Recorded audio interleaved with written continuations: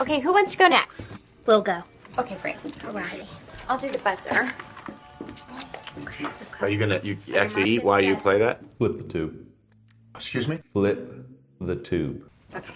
On your mark, get set, go.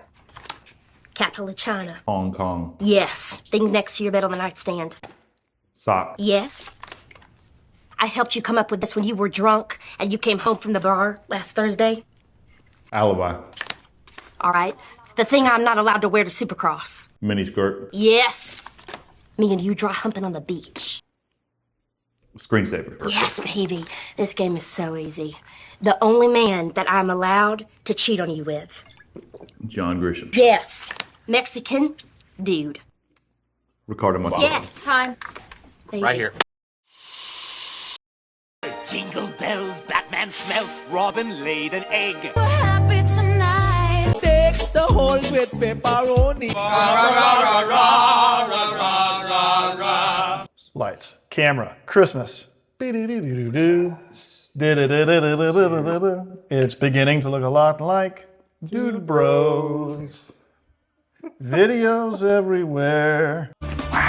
Check out all the cheating in college football. Why stop there? Blue Monkeys from Jim Cameron. The bar, something to do with... South Park nailed it, as they do. I have to do this. I have to try and raise it. The bar isn't something that actually lowers, Mr. Cameron. The bar has been lowered to depths we can't even fathom. If anyone can go down there and raise it back, it's me. Christmas. The dude's absolute favorite time of year. I know it's all of our favorites. I know your Christmas tree's been up since... Like Thanksgiving, before Thanksgiving, like right after Halloween, basically. And then you leave it up all the way through your birthday too, don't you? Mm-hmm. Classic. Yeah, we're big fans of the Christmas. Big fans of the Christmas movies. Movies, TV specials, themes, Mariah Carey moans, all the things. I'm trying to find a Gentleman doll. So the question is, your favorite Christmas movie, hands down, an absolute must watch. First part of the question is, what is the movie? Second part is, when do you watch it during the Christmas holiday? Well, the busy nature of life, you gotta get it in when you can get it in, unfortunately. This is well known. You can't just have a schedule where you'd have, you know, a non-stop stream of movies, or maybe you could. What a life to have. I'd love to get to the point where in the house there's a chart and time slots like, hey, from 7 a.m. to or 7 p.m. to 9 p.m. this movie will be playing in the living room. It's required of all members of the household if you want to have dinner tonight. Oh, all right. Maybe not required. I think that there's enough moving parts. I mean, you could realistically make it the entire time. There's that many movies. That's what I think. And, you know, in the lower tier times, you have the more obscure stuff or lower tier stuff. Who knows? You got enough to choose from. Maybe somebody has a nightmare. They get up in the middle of the night and they get exposed to something they wouldn't normally have. So, what about you, Brian? What's number one Christmas movie? That's tough. Because I've got several that I have to have in the rotation every year. If you're going for like the feel goods and all that, and like classical Christmas movie for me, it would probably be A White Christmas. You know, Bing Crosby, everybody's singing, all that good stuff. Okay. But on the other side of that, like the funny Santa Clausy movie is Santa Claus. I know you're Scott Calvin. You know you're Scott Calvin. So let's make this really simple. I say name. You say Scott Calvin. Name. Kris Kringle. Name. Santa Claus. Name. Père Noël. Babo Natali. Paris Nicole. Babo Gijo. Okay, Calvin. Maybe a couple hours in the tank will change your mind. You know, Tim Allen, the first original OG Santa Claus. Number two's good, but one is, you know, that's the one. I think they start losing their way by the third one. The third one's almost unwatchable, unfortunately. And it's sad because I like Martin Short, but I like Martin Short in too. that movie. It's not good. So Yeah, too much corporate influence. But you have White Christmas above Santa Claus. yeah, Okay. for sure. I'm gonna I'm going to keep these ranked. In the original script, I shot Santa, and he fell off the roof. I have not seen A White Christmas. Okay. Wow. I've also not seen It's a Wonderful Life. Now, I have not seen It's a Wonderful Life, but that is on principle of the matter. Why is that? I feel like that is one thing that is being forced at me so much that I will not allow it because there's no reason for anything to be forced at me to that level. If we're talking about forced Christmas movies at you, I think A Christmas Story historically has been the one that really tries to get pushed at you. I mean, I think there was maybe TBS or one of those channels in previous years. It's like 24 hours of A Christmas Story, right? That's in my rotation, though. Is it? But where do you put it in the ranking of White Christmas and Santa Claus? Oh, below, but it is absolutely a staple of the season. That's got to be in there without a doubt. National Lampoon's Christmas. That's got to. You have. Where does that rank in there? Man, that's up there with number one, man. That's. Is it number one or is it number two? I'm gonna have to think about it. Okay. They're up there for different reasons, you know. Yeah. Because to be fair, White Christmas has its comedy, but it's very old school, off the hip comedy. It's not the, you know what I mean. It's very much different than the slapstick comedy you get with Mr. Chase, Chevy Chase, and old Cousin Eddie. It's just a little bit. It's just different movies, you know. I will jump in and say Christmas Vacation is my number one pick. It's my number one movie. I will watch it on Christmas Eve every single time. Usually as we are getting all of the festivities ready for the kids. Yeah. And it's a movie that would not have been my number one 10 years ago. Well, you're a dad now. Right. I think as being a dad and living life through Chevy Chase's eyes, the scene that jumps out to me, and I told the dude this already, but the scene that gets me to laugh probably harder than it really should is as he's walking through the house with the chainsaw and he comes across the loose banister and just, honey, I fixed the banister, and just keeps walking down. I felt every bit of that frustration of that the holidays bring. He fixed the banister, though. I mean, to be fair. And this year specifically, I feel more in tune with the movie because I think about the boss and withholding the bonuses. Right? I'm assuming your boss does not watch this podcast. Or maybe this will be like he hasn't withheld a bonus. He gives a bonus based on what you've already made him. It's not a bonus. It is I'm going to give you some back that I've already taken from you. And then it becomes like taxes. This year he didn't even come and shake our hands and say that he appreciated us. He literally sent it in an email and then just deposited the money. But anyways, Christmas movies. Joy. Christmas movie. Christmas Vacation, number one. Man, I hear you. Mm-hmm. It's deserved. It's definitely top three for me, without question. In this list, where does Elf fit into it? More, less? Well, this is you telling me your thing right now. I'm just posing the question. We've established a pecking order in Brian's eyes. Well, first of all, from what y'all have already put out, I take Christmas Vacation, then Santa Claus, then A Christmas Story, then White Christmas. You said A Christmas Story number one? No, Christmas Story is number three, but I'm just ranking how y'all put those out to me or whatnot. But you said Die Hard you're putting up there? I didn't yet, but Die Hard is a movie that I very much enjoy at the holiday season. So obviously, I put Die Hard above Christmas Vacation. It's every year, no matter what, it's got to be watched.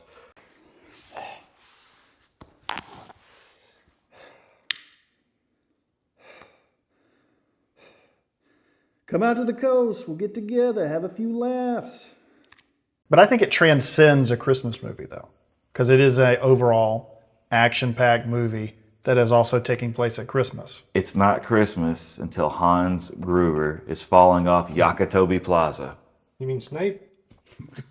Severus. Potter! No. But I will say, above Die Hard, I have a movie that you might not think I would, which is Love Actually, which also stars Mr. Snape in it. Wait a minute. Absolutely. Wait a minute. Are you being super serial right now. I am being super serial. That movie is hot garbage. I will stand on my soapbox and say that is the worst Christmas movie I have ever seen. What? But you can't say. Have you ever turned on the Hallmark Channel? I mean, it's exactly like that. They just have a bigger budget for the cast. Well, right. And all of these situations are just celebrating like infidelity and like the worst kinds of nature of all these people. I think it's a horrible movie. I'm sorry to take that away from your number. That's the whole point. My favorite character in that movie is the washed up, dirty singer who then takes over Christmas by putting out his song, which is my number one Christmas song. Yeah. I feel it in my fingers. I feel it in my toes. And I think that whole message, and especially him saying, if y'all make this the number one Christmas song, I'll perform it naked on the New Year's. And he does. And so you got this old washed up rock star singing a song that is about how the song is garbage because it's just a commercialized Christmas song. Have you seen it? Not all the way through. So imagine Davy Jones from Pirates of the Caribbean is an aging musician. And well, it's one of those that has multiple different stories. Mick Jagger, but a lot cooler. Yeah, I'd agree with that. He's definitely the standout from him. But all of these stories are overlapping with, your Hugh Grants and your... Don't ruin it. Just watch it. No, I'm just saying that the stories overlap and you're seeing these different relationships transpire. Hugh Grant is the Prime Minister. And it's great. Yeah, he does. You wanna have sex with me? That's what he does. Anyways, I am genuinely shocked that is your number one. Show me on the doll where this movie touched you. It hurt him somewhere. Show me on the nutcracker where it hit you. So my wife and I watched that movie for the first time last year. First time, because like, man, there's a bunch of hype around this movie. This time of the year, you get the people with the signs. You got Rick Grimes there, and he's always got something that they've written on there. Yeah. Because it's a classic. It hits the feels. The situation for that is Rick Grimes is coming there to steal Keira Knightley away, and he's like, I just want you to know that even though you married... Yeah. And she's also underage in that, fun fact. But the whole point being that he's finally expressing this love that he's been too ashamed and missed all these... He's shooting his shot. Isn't that the whole theme of the day with Gen Z? Shoot your shot. I just think this is... I'll get a lot of flack because I know people love that movie, but it is absolute hot garbage. It seems genuinely offended. I know, that's what I'm mad at you than anything else. I was sitting here thinking, I was like, oh, dude's got some something up his sleeve. He's about to pull this classic. We've only gotten 2 of them so far, and it has already caused us stuff. Taboo, the nation's favorite cigarette. And I already went too far. You know what? I'm just gonna reel it back in. Go ahead. Above that, I have the Muppet Christmas Carol. Classic. Solid. And no argument. I will say one of the reasons for that is strictly because Michael Caine, he takes the role serious as fuck. There have been so many Scrooges, and there have. I thought Alistair Sim was the most wonderful Scrooge because there have been a lot of versions of A Christmas Carol. And he said, how are you playing this? I said, I'm playing him as a psychopath. So he says, you're playing Scrooge as a psychopath? I said, yeah. He said, what makes you think he was a psychopath? I said, listen. I said, my chief clerk is a green frog. I said, all the other clerks in my office are rats. I said, if this guy's not off his rocker, who is? He doesn't think that it's a children's movie or a Christmas movie. This is a dramatic role, and he is playing the character. And that is, if he wouldn't have done that, you wouldn't have had enough contrast, and it would just be yet another, this series, this show, this theme did a Christmas special money grab. It's something that has staying power. Because every year, think how many songs, TV, and how much that do you remember or watch ever again? You get a lot of different iterations of A Christmas Carol. Yeah. And to your point, you got Jim Carrey did the animated one, which is the Uncanny Valley thing. You've got the Bill Murray Scrooged, which is one I had not seen up until recent years. I really enjoyed it. But he is still Bill Murray, and he's still sometimes kind of taking light of the situations. Yeah. So I think you brought up a really good point about Michael Caine absolutely committing to this, what some would seem absolute ridiculous Muppet movie that's going on, still He's holding Daniel true to- Day-Lewis character actor level Oh, for locked in. the Muppet Christmas. Like, You know he beat Muppets off stage, you know? that's how he prepared. He just bought. Humbug. Bob Cratchit. He's just so mad at Kermit. He's like, But that's a great pick. No That argument is. there. Could I rank it above Christmas Vacation, though? I'd say for the family appeal, I think you could probably do that.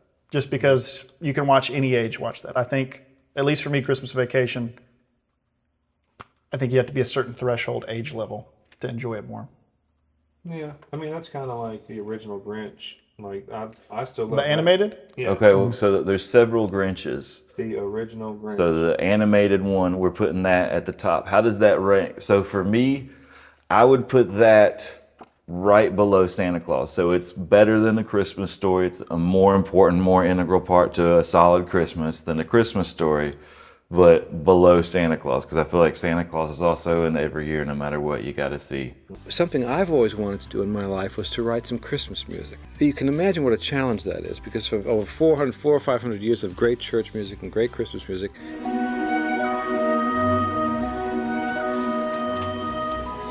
Merry Christmas, sweetheart. but I've never had that opportunity in all my 30 years of writing, so that was one thing that appealed to me.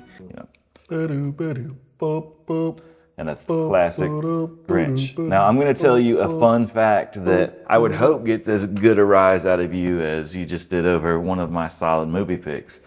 And that's that if you're looking at the top grossing Christmas films of all time, do you know what the number one is? It is the newest Grinch, 2018. Benedict Cumberbatch. Animated, weirdly, with Benedict Cumberbatch. How in the, I mean, what? It's got the colors that appeals to the kids. I asked my girls yesterday which Grinch that they liked the most, and they said that one. I was very sad. You need to get new girls. Never going to do that, but that's they can't deny what the thing is doing to them. So out of everything so far, I'm going to go ahead and say that ranks below everything y'all have put for me. 100% agree. Yeah, that's And that is, we'll say 2018 Grinch. But on that note, that brings us to the Jim Carrey Grinch. What are y'all's thoughts on that? Yeah, that gets slid in there. I like that one. I would put it above the original animated Grinch. Oh. What about you? Above or below? Original Jim Carrey. To below. I would put it below White Christmas. It's something that I don't have to see every year. I'm probably going to see every year, though, because somebody's going to want to watch it. Of the Grinch iterations, it's the one I enjoy the most, and I appreciate the most for the level of effort put into that movie to make that movie happen.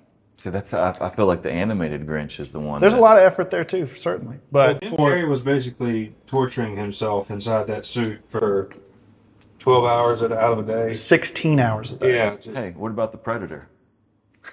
John Claude quit. So couldn't hack it. So he you're was saying like, Jim Carrey's I'm tougher not than gonna John see Claude? my face in this movie, and So I'm going to die on this. Which JC, Jim Carrey, John Claude? Who's tougher? You're saying Jim Carrey. Yeah. Apparently. I mean, I love you, Philip Morris. Oh, why do we always got to go back there? Merry Christmas. So you're talking about Jim Carrey being in the suit for 16 hours. Ron Howard would be in the suit every other day to make Jim feel comfortable with the situation. They got shots of him, and hopefully I can get one of them of Ron Howard with his, his naval cap on behind the camera to make Jim feel more comfortable in the situation. I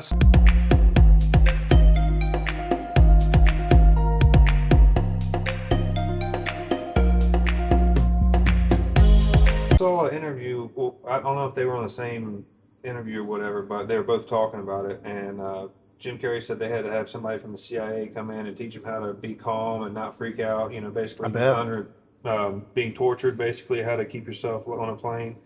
And smoking cigarettes was one of the things he told you would help you keep you calm and stuff. So the whole suit was made of yak wool, I think is what it was, yak hair, and that's extremely flammable. So every time they called break, he had this really long stick that his cigarette would go into so he could smoke it away from the suit. So he's sitting there halftime, in between takes with his 3-foot long cigarette hanging off and just chiefing them down in between takes. It's pretty funny stuff. I think the real stress is not being in it for that long a time. It's the having to stay still for 3 to 4 hours to let the makeup artists doctor this onto your face. I forget who the name of the makeup artist is. I'm sure I could look it up and pull it off from there. But they made a joke about, you could tell it was a big point of contention because you'd heard 2.5 hours, 3 hours. I apologize. You'd heard 2.5 hours, 3 hours, 4 hours, 5 hours of makeup time. But the makeup artist commented that from Jim Carrey breaks would extend the amount of time that would happen to. Sure. Which I don't blame him. Checks but out. You pay me $20 million, I'll sit in a chair. How many days do I need to sit in that chair and put makeup on? When I did the Grinch, literally the makeup was like being buried alive every day. First day was 8.5 hours. And I went back to my trailer and put my leg through the wall. And I told Ron Howard I couldn't do the movie. Then Brian Grazer came up with a brilliant idea, which was to hire a gentleman who is trained to teach CIA operatives how to endure torture. And so that's how I got through the Grinch. Now, I want to apologize because you asked the elf question and we never touched on I'm it. not done on the Grinch either, but you can go to there. Sorry, I mean, we're jumping all over the place. This will be a chaotic one. We'll probably just It'll be leave it. fun. I would say Elf for me is above A Christmas Story, right above A Christmas Story, and that is every year thing for me. Christmas Story is about the cutoff for it doesn't have to be every year. Interesting. It's a good line to put in there and say, hey, these are the ones you could do without. But that I don't say don't ever go without and definitely watch every couple of years or something, keep them in the rotation. But because there's only so many and there's always going to be a new one every now and then that sneaks in and bumps the list down and, your thoughts will change on it. But for me, that's where Elf goes. And you already know my favorite scene in there. I think the funniest scene is just simply the shower where he catches there and he covers his eyes and runs straight into the lockers because it's just Will Ferrell running into lockers and it's funny, But I think the funniest writing in that movie is just the fact that when he's going to the mailroom, the dude he befriends says that he's 26 years old. You're just 60, yeah. So every time he says that, I would just lose my shit. Is that syrup? I love syrup. Yeah, I love syrup. So how'd you get here? Work release. Syrup and coffee? Why didn't I think of that? Can I try some? Be my guest. Very generous of you. I love syrup. Oh, I love it. I know I sound like a broken record, but we are buddies. You're my best friend. That's it. You're my best friend. Buddy, You're my best nobody friend. around here listens to me. I got really good ideas. I believe it. I know. I'm right. I listen to you. You have great ideas. That scene is such a good break from what the movie's been up until that point. Yeah. That brings it down to a level for, I think, our group to enjoy a lot more than maybe the kids obviously would enjoy. And then to just have that brief moment and then make light of it by the end of it. And he's dancing on the table and hey, and doing all that is a good way to tie it up before you go back to the story. Well, shooting that scene was apparently the catalyst for when the relationship and Will Ferrell's performance and acting on set changed. I know you kind of know his whole take on all of that or whatever I'm saying. That was the moment that he was like, I think this is going to be a good movie, I could see that. Because, originally it was written for... I think I saw a couple different snippets, and it wasn't a lot, but it was like shaky camera footage, somebody's cell phone, of like Favreau and Ferrell literally having it out about, do the fucking thing I just told you to do. I don't care if you think it's stupid, and Ferrell doing it the worst he could possibly do it to try to just make it. Anyway, Favreau had some fighting to do to actually get a film out of that, from what I understand. And to be fair, he got enough. Because, originally it was written for Chris Farley back in the 90s before it changed hands and changed scripts, and then Favreau picks it up and launches his career into the stratosphere before he takes Mr. RDJ 5 years later. I am Iron Man. And now he's the face of Star Wars. It's funny to think, I'm sure you're familiar with Swingers, that movie. It's just funny to think. Yeah. Well, he's well in line to be one of the next bigwigs. How to Get Away with Murder, They're the ones to ask. Different podcasts. Different podcasts. We are crossing. Alec Baldwin? We're crossing the streams. We've been rewatching 30 Rock, and every now and then we sit there and go, he murdered somebody on camera, and they were just like, well. On the Alec Baldwin, the Boss Baby 2 is a Christmas movie. Is it? Yeah. I've never seen those. Really? You'd enjoy them. Are you sure?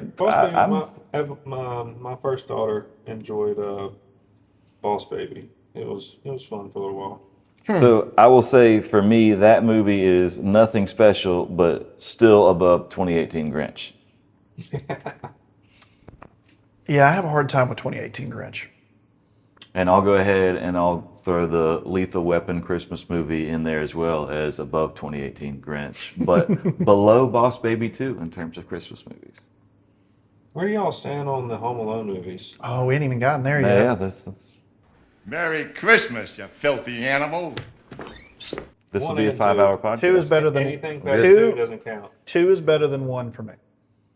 My comments on that. I like Lost in New York. Once upon a time, before there were portable phones that had all the videos on it and stuff like that, my dad and his genius ingenuity had rigged up a VHS player that had a screen that was about this big, but itself was about this big. And he had rigged it up into our Mercury van so that he didn't have to listen to me and my sister when they would take trips.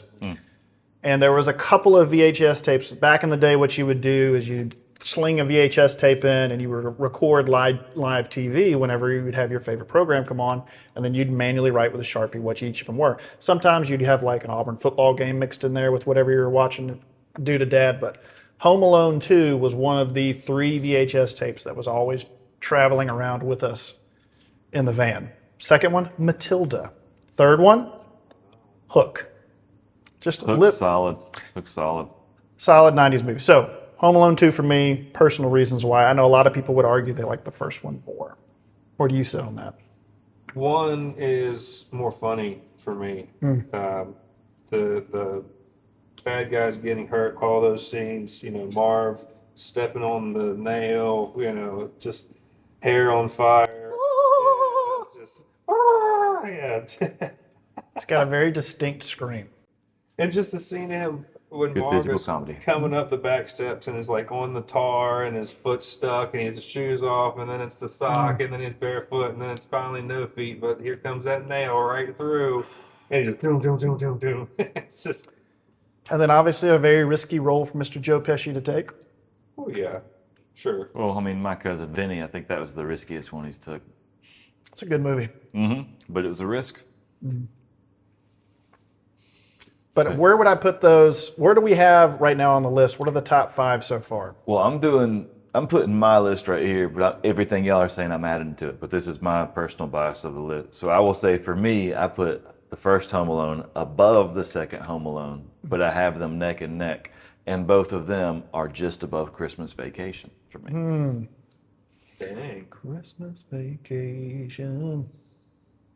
Now, I'm going to throw one in there that I watched recently with my kids, and that is the Christmas Carol version with Barney Rubble and Fred Flintstone in it. And I would say that is just above 2018 Grinch and below everything else there. The bar has been set. Yeah, there's a bottom, it seems, right? Been set pretty hard. I got one for you guys, and it's more of a cult movie at this point, but I really enjoy Christmas with the Kranks every year. I think Tim Allen's funny in that. I love Jamie Lee Curtis in that. So, have you seen that one? I think I watched the first half of it and tapped out. But it's very corny. I want to come back to Home Alone just for a moment. So if we had to think of top 3, Muppet Christmas Carol is a good one and an absolute must. I would definitely say it might be below that. Christmas Vacation, personal, still doing me number 1. I may not have given Christmas with Crank a good shot. I feel like I'm just crapping all over y'all's movie choices.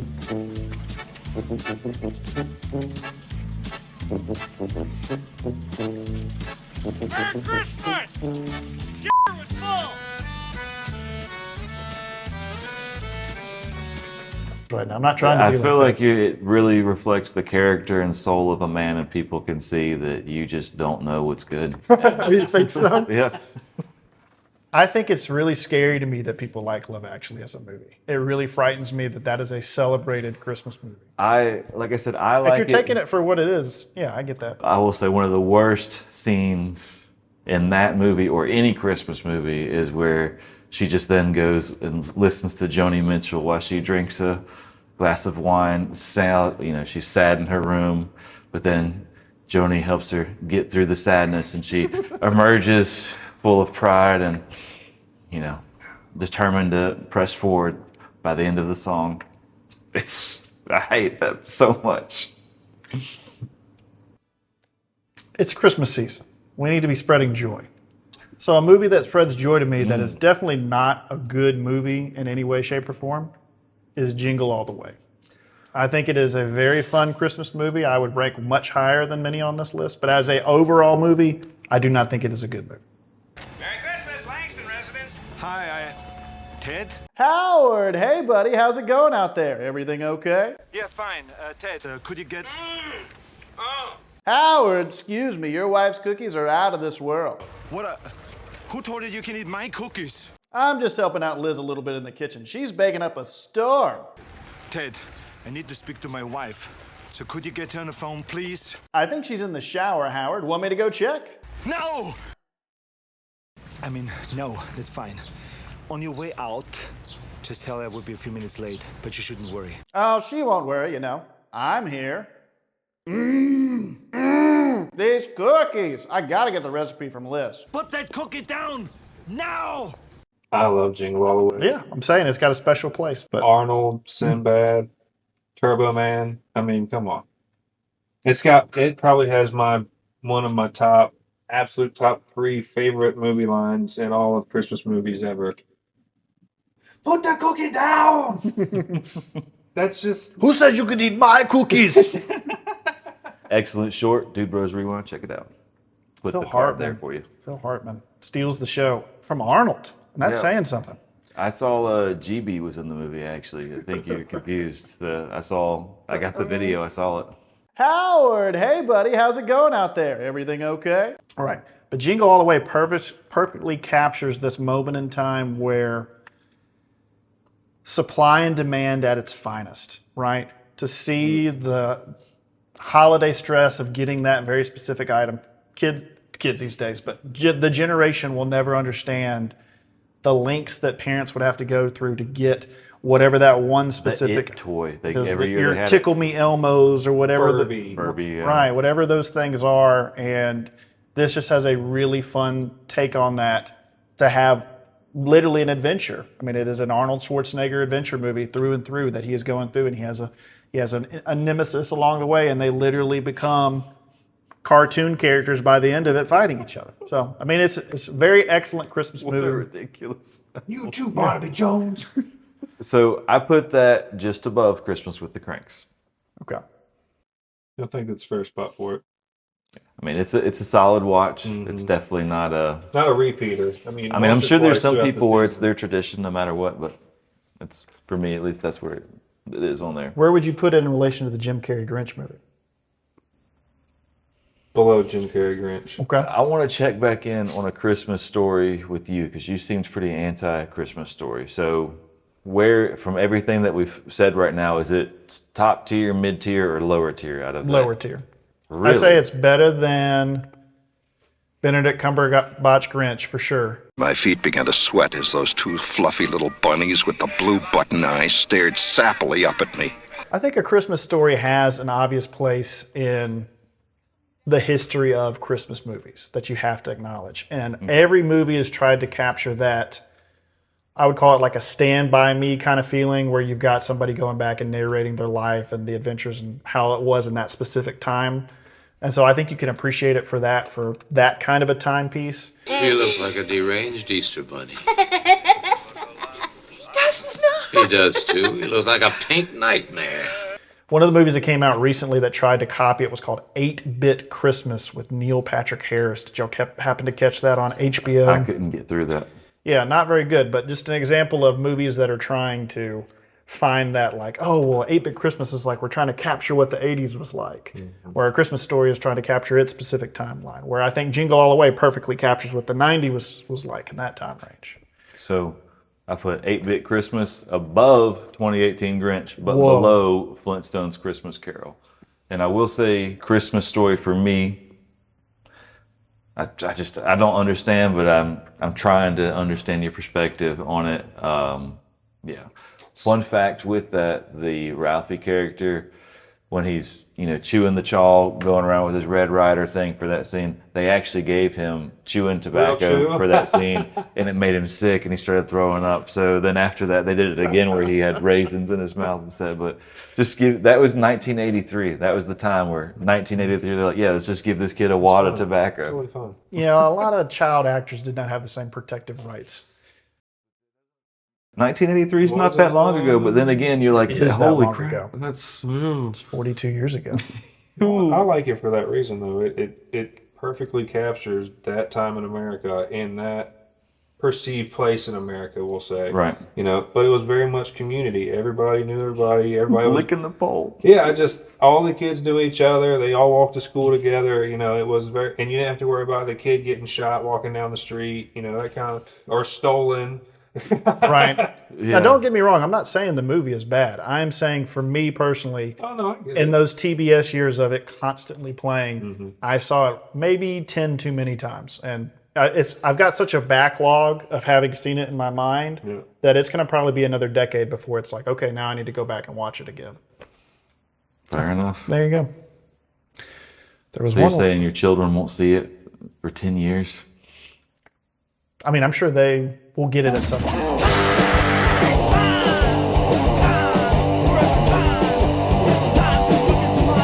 On a side note, I'm at the age now where when we put the movie on, that's nap time for me if it's not what I'm interested in. A movie in recent years that I had only seen probably within the past 3 years. Arthur Christmas, starring Mr. James McAvoy as the voice of... I'm well familiar. Of Arthur. I would probably put it above 2018 Grinch, below Jim Carrey Grinch. That's where it'll be. I would put it just below Jingle All the Way and just above Christmas with the Kranks. Just below Jingle. Yeah, it's definitely below Jingle. But have you seen that one? I think it's worth your time, especially with kids. It's animated. Yeah, I think you'd enjoy it. Yeah. I have it on DVD if you want to borrow it. Well, for on the animated bit, have either of you all seen Klaus? Is that the one? Kind of Germany. It's one of the few things Netflix has done well ever, as far as I'm concerned. But it's their Christmas movie. It's based on like being a postman, and that's how Christmas started, and that's where Santa Claus... That's not the origin story. The origin story of Santa Claus is coming to town by Rankin and Bass, and I will fight anyone on the planet who tries to say otherwise. We hadn't even touched on that yet. No. So let me put Klaus on here, and then I'll put A Christmas Story. So for me, I would put Klaus above Christmas with the Kranks, but below Arthur Christmas, since we just had that topical. Yeah, I really like Klaus. It's good stuff. I think you'd like Arthur Christmas. I was pleasantly surprised. I went in with very low expectations. I'll check it out, since I got 13 kids now. But the plot is you're following Santa Claus is this mantle that has been passed down almost like a royalty kingship in this bloodline of Santa Clauses. Dasher! Prancer! What are the others called? Anyway, so the Santa Clauses have been passed down. Each son eventually becomes Santa. And so you're getting this most recent one, and this Santa has two sons. And it's going to be which way is Christmas going to go based on these two sons. You've got Arthur, who's the more fun-loving, and he really enjoys... Well, you know what? I don't want to spoil it, but there's two sons. Fair enough. Arthur Christmas. I got a question for you on would you put Santa Claus 2 above or below Arthur Christmas? Santa Claus 2 would be below Arthur Christmas. See, for me, Santa Claus 2 would be just above Arthur Christmas. I love Santa Claus too. I love Santa Claus. So then you would probably like Arthur Christmas. To, I guess, validate GB's point. Are you trying to save Rudolph the Red-Nosed Reindeer for the end of this list? Now there's 3 that are just classics that can't be not. Oh, I'd say mentioned. there's what? As far as Well, so what, do you want to do Rudolph, or are you trying to see your thing? Like, where are we going with this? I'm just saying, there's some Santa Claus to come into town for me. Sorry, above anything that I have said so far. So above Muppet Christmas Carol. That is, if you don't watch that, it's not Christmas. You don't even get No cold that gifts, year. no lights, There's no Christmas no spirit. cookies. There's nothing there. And and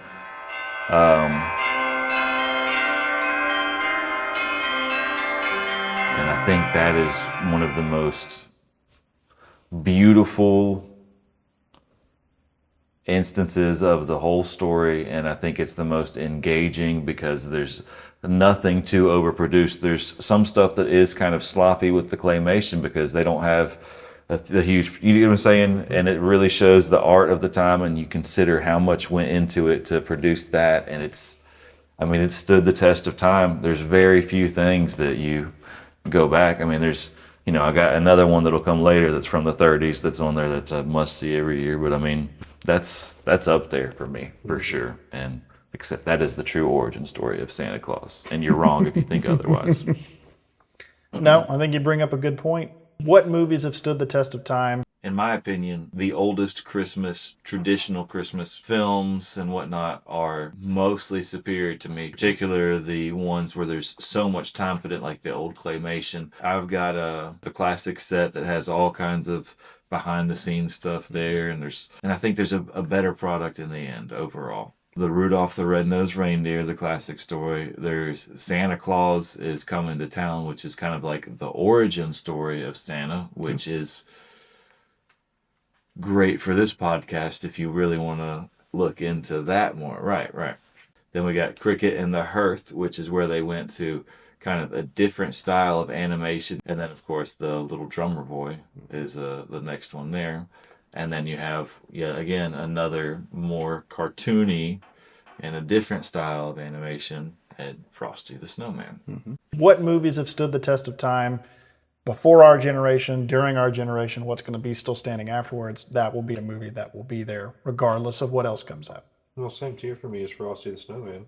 I mean, right there. Still the same little category, Rankin and Bass there, but a different type of animation and moving into that.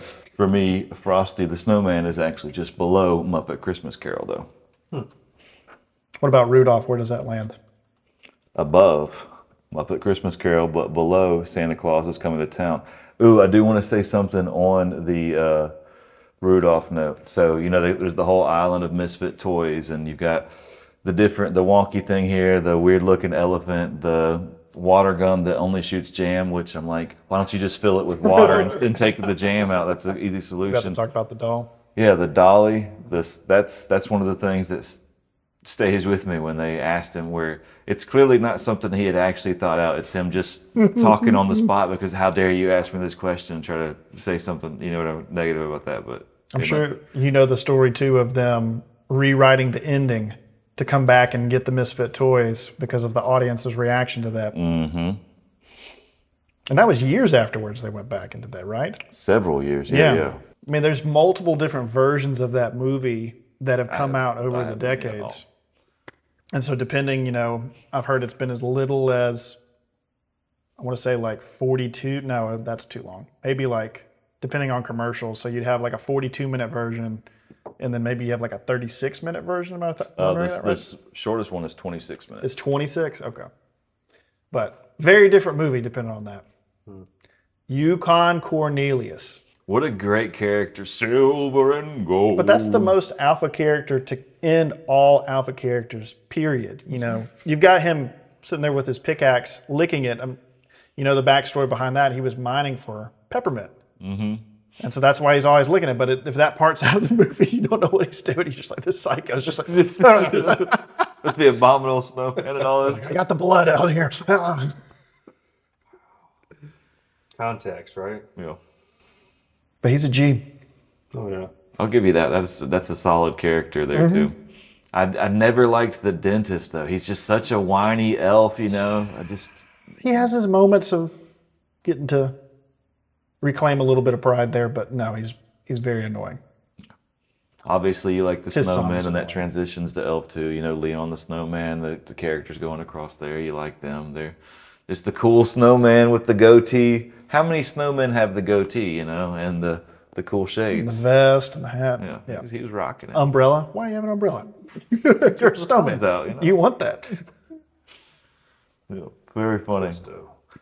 Now, you were anti Die Hard. What's your thoughts on like Batman Returns as a Christmas movie? You being serious? I'm being very serious. What are you talking about? Not a Christmas movie. Oh my gosh. I'm going to have to join on the Brian train here. Not a Christmas movie. No, I think that is a Christmas movie, and I would put that just below Santa Claus 2. But that's something that I'm seeing every 3 to 5 years. So above Arthur Christmas. You got all the green and red that's put in there. It's got the same green that Home Alone does, which is phthalo green, a specific color pigment designed to make you feel at home. Definitely not a Christmas movie. Shooting that down. Science. Fun pick, though. Science. Were you hoping I was going to join you for that one? I'll join you for Die Hard. Well, what do you think about Miracle on 34th Street? That's kind of a one that has staying power, but is kind of a controversial because many people simply don't like it. Many people love it and say it's a must. Where do y'all stand? Live without it. It is not a must-watch. Okay. Any version. Where would y'all put it relative to something else that y'all have ranked already? I would put it probably on par with A Christmas Story. Brian? Below Jingle all the way. For me, I would put it below Batman Returns. You had to really ponder on that one. Well, I didn't know if I wanted to be right above or right below Batman Returns, but they're about the same tier. Not something that I need to see every year. Right. Now, hold on Miracle on 34th Street, I will say the deaf girl, I'm sure you're familiar with the backstory of all that, where Santa signs to her.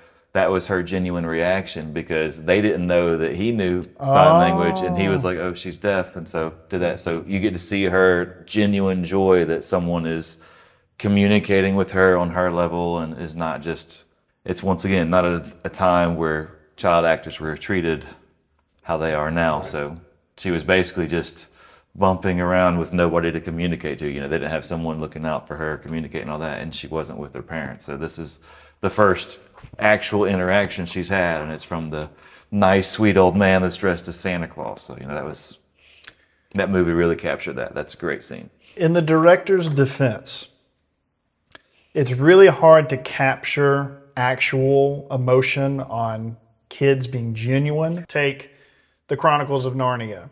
That first time that Lucy comes in and walks through the closet and walks into the snow forest of Narnia, that was the first time she had been on set. That was the first time she had seen any of that. And that's what he released her into to kind of get that genuine awe and wonder from there. So I think that was a clever move on the director's part to capture such a beautiful moment. We could go a lot of dark places. right. Well, let's leave it happy.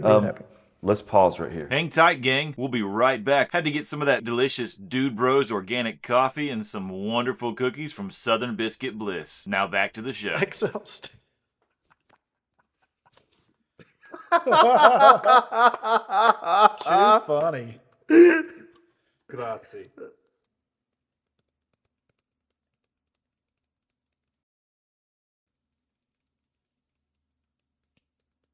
Oh yeah, I got it. Were you just a little bit naughty last night? Oh, why? Christmas Chronicles.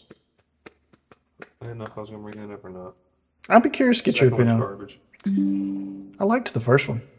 Yeah, me too. I like Kurt Russell. Me too. I like Goldie Hawn. Hard to see Kate Hudson now because she is aged and has tried hard not to. She's not aged well. She's got that movie with Hugh Jackman coming out where they're doing like the Neil Diamond cover band deal. She doesn't look good. He still looks great though. Wow. All right, folks. Sorry about that. Hope you enjoyed the little intermission. Got your little tinkles out, whatever you needed to do. We got ourselves some coffee and some delicious cookies here. Which brings up the question, what kind of cookie do you leave out for Santa Claus on Christmas Eve? Why don't you start it off? We had this discussion in our household, and we got to go with the sugar cookie. I think that is It's classic. That is the call. How about you, gentlemen? Yeah, we like to do.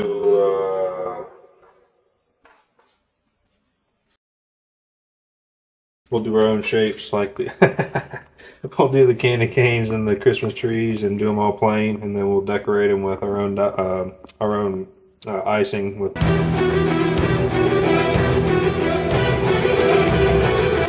that's what we do. I hear that. You can taste the dough. You're thinking, no, there's a difference. Sometimes a cookie is a cookie, and sometimes it's a cookie that came from cookie dough. And you can see it has grown up here in my mouth to its full, I'm salivating talking about it, to its full potential. I feel it in my fingers. I feel it in my toes.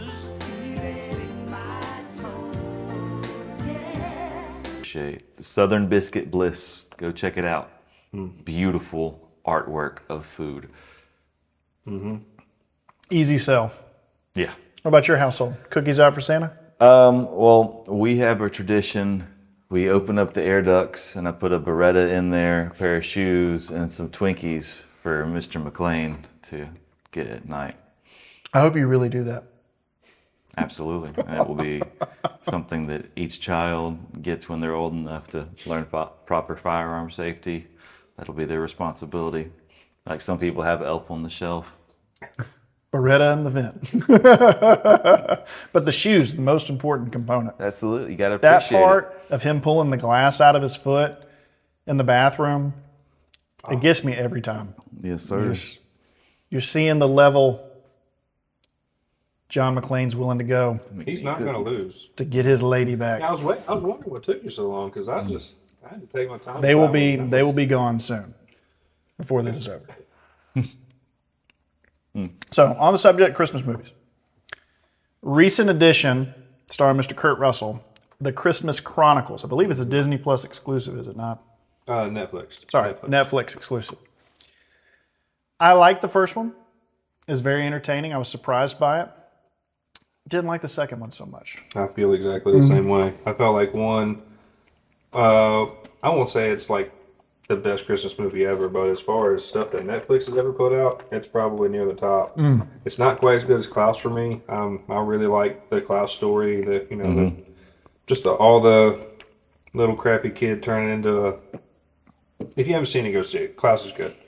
But Christmas Chronicles, one is very good. I like the very tongue-in-cheek aspect of the whole movie, and I love Kurt Russell. You know, you get him in the Hellcat at the end with the chase scene with the kid, and they're, that's all good stuff. So, and then you get the kind of mean elves and with their sweet elves, but if you cross them, they'll cut your leg off with a chainsaw. So you start dabbling into these tougher, action-packed Christmas movies. One that came out very recently, Red One, with The Rock. I was just about to bring that up. And Chris Evans. I thought it was going to be absolute. Oh, the mic hadn't been going this whole time. See, if the roles reversed, he'd be cussing us out, wouldn't he? Didn't put the mic on. No, I would be. Eddie snuck it to get another cookie. I would be cussing myself out if it was not a. I didn't know there was a cookie as a reward at the end of this venture. He already did the cookie math and knows what has to happen. Red One, Chris Evans, The Rock. You've got, I want to say his Spider-Man character, J. Jonah Jameson as Santa. That's a not ripped him, Santa. Is that him? Yeah. See, I haven't seen the movie, and you're the third person in the last 3 days that has come up to me and said, you know, I was really expecting movie 1 to be crap, because I feel the same way. I still haven't seen the movie, just because it's got The Rock in it, and I just, you know. I mean, it's just Fast and the Furious. I'd put it Takes below Christmas. Arthur Christmas in terms of where it is on my scale. But above 2018 Grinch, for sure. There's, I would probably say it's a step above Christmas Chronicles. Huh. I would probably put it above that. I'm really going to have to consider watching it now. But I feel like I've overhyped it. It's just a very action-packed take, not for kids whatsoever, on. Well, I mean, but I would say it's not a watch every year for sure. No, for me. I don't think I'll watch it this year. But I watched it last year. Well, as far as not really for kids, all right, this one's mine then. I'm putting it over here. I'm hiding it. I feel it in my fingers. I feel it in my toes. They're like crack. We were fighting over them. There was more than there was necessary, but not enough. Fred Claus. I could eat double that. Is not a, per se a kid's Christmas movie, but I think it's hilarious. There's, you got Paul, I always say his name wrong, Paul Giamatti. You got it. Vince Vaughn. I think he does great. Vince Vaughn is always hilarious in basically whatever he touches. He's kind of like John Favreau for me. I just think he's funny in whatever he does. Happy's character, him and the Replacements. You get him in The Four Christmases as the brother. Hold on. Well, we got to do all the rankings, but yeah, those are both. The ranking of John Favreau appearances in movies? No, just these Christmas I was just movies. saying, I really enjoy his character and whatever he's doing, especially if he's kind of like a spoof character. I think he's really very funny. So I liked Fred Claus. I've only seen it the one time. I don't think I could fairly rank that one. Because I haven't seen it enough times. I would put it probably below Christmas with the Kranks, like right about there though, because it's something that I do enjoy, but not something that I need every year, Better than some, worse than others, but like I said, right. It has a place, for sure. What about Uncanny Valley, Tom Hanks, Polar Express? It's not on my list. My son likes trains, and we do not like that movie at my house.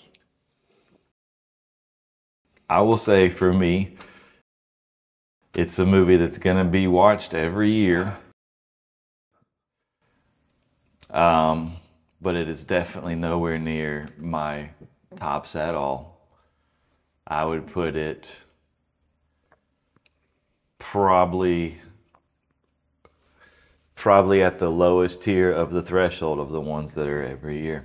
So now you see the bar and exactly what is the top and the bottom of that bar, and then everything from there. So you're saying it's the top of the bottom? Or the bottom of the top. I would say I would put it below Christmas with the Kranks,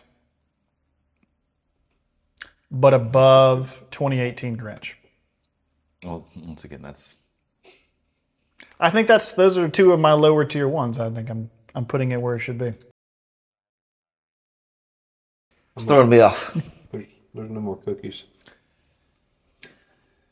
I mean, there's some Christmas candy. You can get your Hershey Kiss. That sharp chocolate will actually. Having anything that's wrapped and has ingredients on the back of it at this point compared to that cookie that I just put in my mouth it's ill compared. It's just solely the experience. The bar's been set. That's all I'm going to say. Kevin James Cameron's the cookie. Kevin James has a really funny bit about pizza math, where when you sit down and you're eating pizza and you start counting out how many pieces each person gets. There was very quick math that was done on this and worked out. Well, I mean, the dude made sure he got his extra because it's his wife, and so I didn't argue with it. But I was going to get my 3. That was it. And you got yours too. You did good. I knew I had to get that cookie in behind my coffee cup before he stood up again, because it was I taught Joey Chestnut everything he knows. 242 wings? 46, 42. It was close to 250, though, is what I'm saying. He was a lot of wings, folks. And you just look at him at the end of it. I bet I could do that. I bet I could break 200, like, realistically. In 10 minutes? Not Yeah. a chance. I mean, I've got the technique. Are you joking? I'm a pass. I'll just enjoy my wings.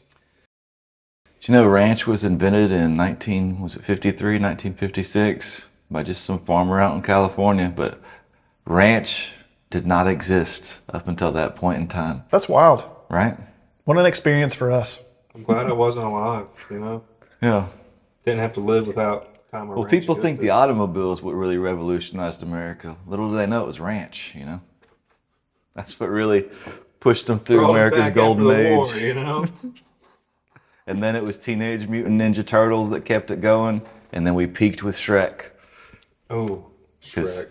you had that like 108 days between the release of Shrek and 9/11. No. And that was the peak, you know? I mean, you still had a good 7-year run after that of a lot of good times. And then another 10 years, maybe we'll say, of perspective-wise good times after a little fall. But now it's clear the direction that it's going. And So you're saying the financial crisis of 2008 was that next one, right? Yeah. I see that. All right, here's changing it a little bit.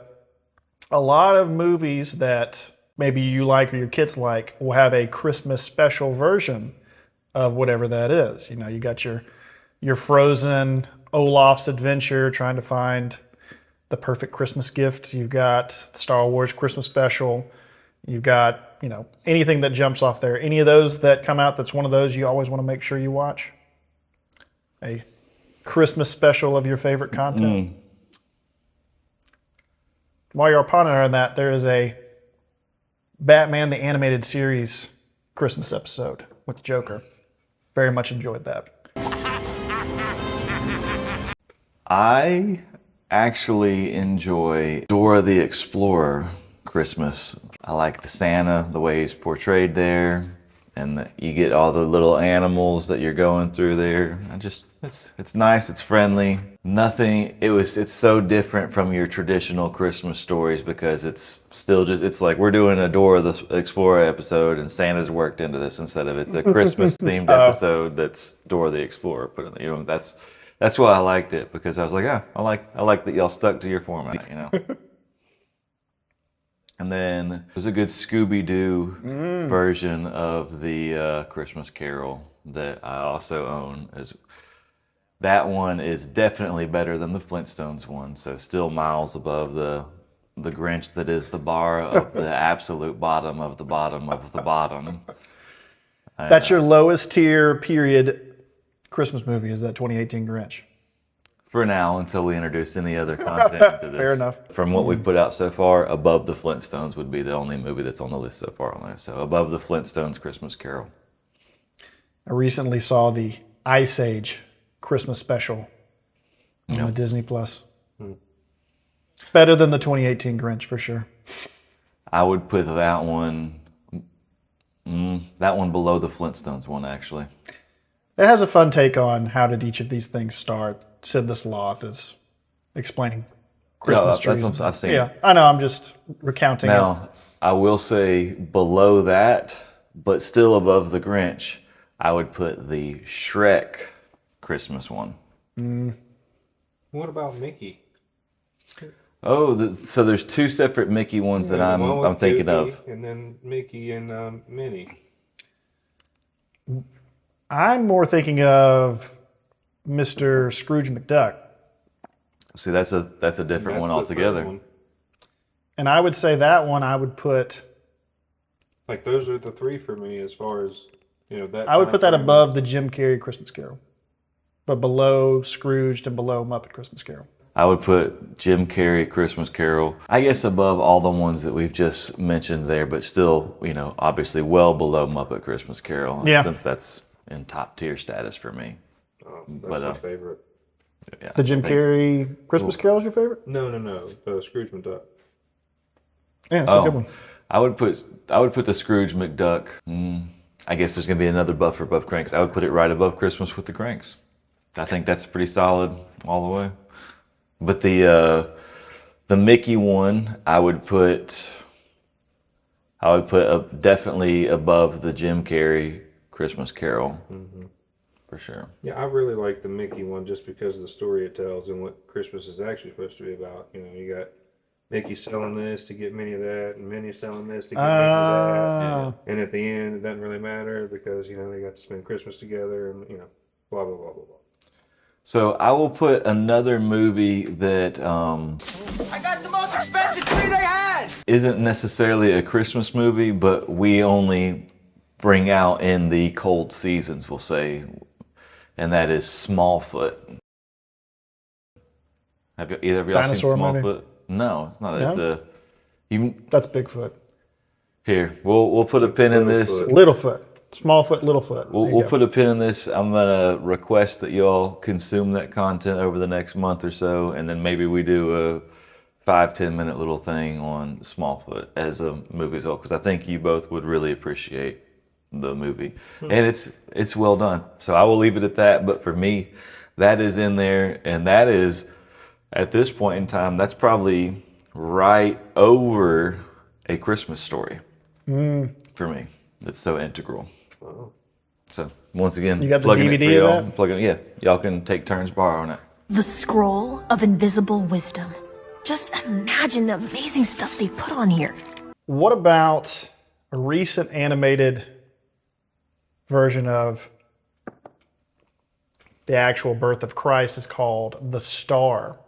Oh, yes. Haven't seen that. It's another one that I had very low expectations of, but I appreciated that it was a little bit above average. But I would put it below. It's above 2018 Grinch. It's above Christmas with the Kranks. My kids really enjoy it, so it's probably just above A Christmas Story. That's where I'm going to put it.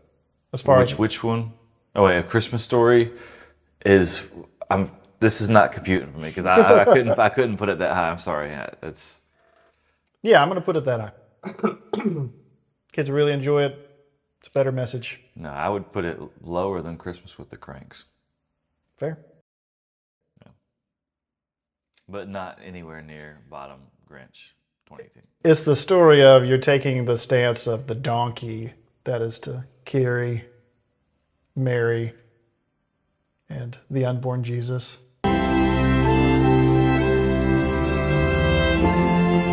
You're the donkey the whole time? No, you get multiple perspectives, but mainly the donkey. It's Dominic the Donkey. I love that song. One of my top 5 Christmas songs. What about Little Drummer Boy? Where's that falling for you guys? It's another classic Rankin and Bass that's put in what I would say is the 4 or 5 probably classic kids movies altogether. Yeah. For me, it's probably the lowest tier out of that grouping. I would put Cricket and the Earth right above that. I actually like that. I think that it's a very colorful, because it's all like painted on there. So it's all very, very beautiful, and you can truly appreciate the amount of work that went, because they had a couple different styles they're experimenting around with to see what worked. We can do a whole episode just on them. I think Cricket and the Earth is definitely above the Drummer Boy. Favorite Santa Claus portrayal? Favorite Santa Claus portrayal? Tim Allen is Santa Claus. I knew you were for going to me. say it. I knew you were going to say it. It's not a bad choice. Not a bad Tim choice. Allen Santa Claus. He's been working off of that for, 30 years now? Hell, I think I saw Could be longer than that. I think I just saw a snippet of his new show, whatever they renamed the same show. They just keep doing the same Bringing show. different renaming people. it and bringing them. Like one of the lines that was previewing the next episode was like, "Yeah, I'm Santa Claus. Did you know that?" And he's like sitting on the couch with his wife or whatever, drinking coffee. Oh yeah, it's I've seen Something the commercial. to be member berries, like good old times or something like that. Oh yeah. Not Last Man Standing. That was like the most. That was the one before the that. one with before the that, or no, the one annoying before lady. the one before this one. They just keep going, all right, let's change a couple things, 2 more year contract. If you got a bankable Format. star, you got to keep using it. That's just the name of the game. Remember his cocaine starts and all that. Family Guy did a great bit on that. It's a good one. Well, when So you're did we. a traveling comic, it's easy to smuggle drugs. Yeah. Well, The and mustache.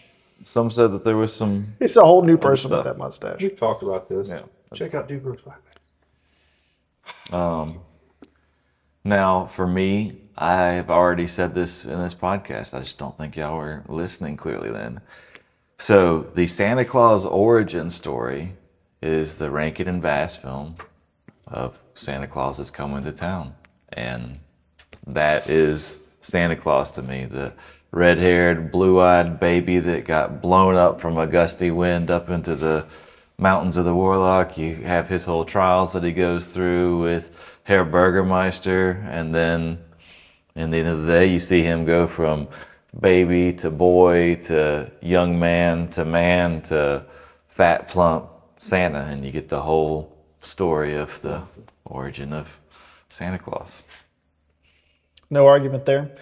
I'm going to go ahead and say that I think Santa Claus, the best portrayal, is one where you never see his face. And Santa Claus is more of a legend and a myth, and you just get some boots, or maybe you get the laugh or the beard side profile, and that makes the legend of Santa, I feel, a little bit more real to me rather than having to see character. Polar Express, I know we've already talked about that, but on the note of the Santa being so mysterious, you never really see his face, all of that, and the a few teases even early on where it's the dad. But you do end up getting to see that one brief thing with Santa's face and everything. So I could see one aspect of why that would be a reason someone enjoys that cinematic experience for the evolution or reveal of Santa Claus to a young child taking in this story and kind of putting the pieces together to craft how they view this narrative that we all accept as part of the cultural basis for where we live. I also like the Jim Carrey Santa because here in Whoville, which we know is inside this tiny snowflake. Tiny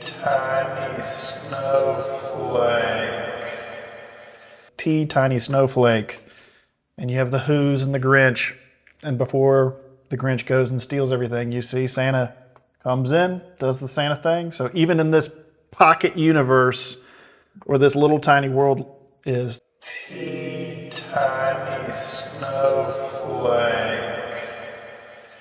tiny snowflake, there's a microscopic Santa Claus that comes in here and still delivers Christmas presents. Frat boys making his rap. Good stuff. Jim Carrey. Can't deny it. Legendary. Yeah. Truly. Canadian. John Candy. That's real Canadian right there. Ooh, Planes, Trains, Automobiles. Thanksgiving movie. So for the first time this year, I watched Planes, Trains, and Automobiles, which was inspired from... That's impressive, first of all. Sorry to interrupt. That's impressive. I mean, not that I don't love John Candy. I mean, I love Uncle Buck. I mean, that is... It's just... That movie was written by John Hughes for John Candy. It is... There's a documentary that recently came out that I've been wanting to talk about on this show for like 5 weeks, but we haven't gotten a chance to do it, and it's called I Like Me. I haven't watched it, but I'm familiar. And you're following John Candy in his life, passing of his father, and the inspiration from that, and you get him coming up in Chicago and doing the improv scene, and then getting picked up, John Hughes becoming mega famous, going and purchasing football teams and trying to stimulate the economy of the place that he loves. Why I wanted to bring that up on this show is because it was done by Colin Hanks, put the documentary together, which at first I thought was odd. Tom Hanks is making an appearance in it. They talk about their time together in the movie Splash, if you ever saw it. Daryl Hannah talked about how John Candy really inspired him for the improv and really pushed him, but did it in a, we'll say, a loving way. When John Candy passed away, it was, I would say, May of the same year that the movie Forrest Gump came out, later that year. So, putting on my tinfoil Christmas hat, why was it of value for Mr. Candy to not be around when Tom Hanks started to have his massive success? So, I'm not saying anything here or there, but this is a way for the Hanks family to kind of, oh, well, we love John Candy, and he was such an important person. Yeah, okay.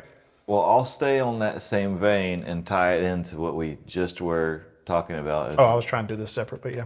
Oh, well, my bad. I've just been wanting to plug this, like I said, for weeks. Well, John Candy is, in my opinion, the second best portrayal of Santa Claus because... Allow me to introduce myself. Gus Polinski, Hearth. Polka King of the Midwest. The Polka King is actually just Santa Claus in disguise. That's okay. I thought you might have recognized. Anyways, so next time, so now you're gonna watch that and see it, view it as him being Santa Claus. The Kenosha Kickers. Because he's just coming in trying to make sure that everything, just bringing joy. You wanted to bring joy to people. You said that earlier in the podcast. He just wants to bring joy. Polka, polka, polka. Polka, polka, polka. So John Hughes had him for one day to film all of the Polka King excerpts. And they filmed for 23 hours to get the scenes that they got. Sure, it's Christmas time. Man is a true treasure. I really enjoyed Planes, Trains, and Automobiles. I really appreciated. I thought that the jokes still landed and everything still hit and everything was still relatable, even though it was very much, this is an 80s movie and these are 80s problems of traveling, right? Where's your other hand? Between two pillows. Those aren't pillows. A beautiful story and the correct message at the end of it that I really appreciated. And John Candy absolutely sold it, and Steve Martin played a really good dick. And Steve Martin played a really awesome jerk. On that note, Bad Santa. Where does Bad Santa rank on your list? Old Billy Bob. And a little elf that's quite mouthy in some scenes. Such a terrible movie. Oh, God. But it's so good. It's just that cult movie, you know what I mean? It definitely is a cult movie. Like, in all... Welcome to DudeBrosPodcast, where we like to talk about neat things. I mean, there's really only one reason to watch that movie. To laugh. Sure. That's definitely the reason why me and the age I was decided that I was going to watch that movie and not for Miss Gilmore Girls being on there. But it's not on my list at all. But probably better than the 2018 Grinch. Well, no, I was going to say I would still above 2018 Grinch. I would put it probably just above the Jim Carrey Christmas Carol. Okay. Jim Carrey Christmas. Okay. The animated one. Yeah. Okay. Probably a fair spot for it. That's definitely not a kids movie. No. Absolutely not. Absolutely not. Well, they got 4 or 5 of them now. You could probably edit out about 6 to 7 minutes that could be for kids, but that's about it. That's probably it. Questionable. But you got Bernie Mac though. God rest him. Yeah, I'm a big fan of old Bernie Mac. Me too, for all the reasons. Was a real one. There was the Bernie Mac show had a Christmas episode. That was Everybody Loves Raymond. They have a couple of them. Not worth going into. Yeah, if you start diving on this, I'd be like, oh, the Office Christmas episode. That's what I was like. I'm gonna immediately pull back for those kind of. All right, what about least favorite Santa Claus portrayal then?